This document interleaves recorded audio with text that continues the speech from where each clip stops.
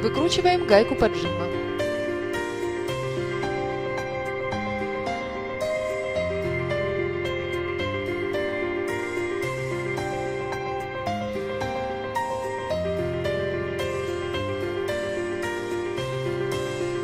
Вынимаем распределитель из корпуса.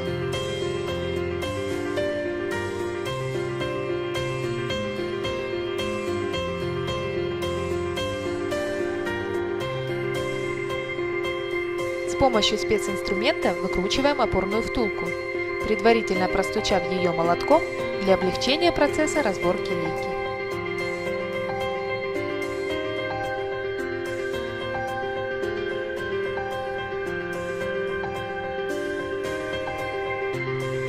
Вынимаем вал из корпуса.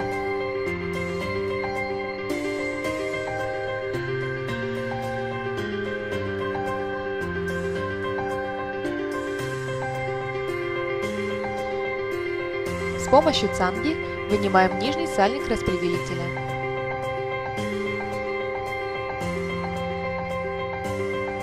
В данной рулевой рейке есть особенность. Зубчатый сектор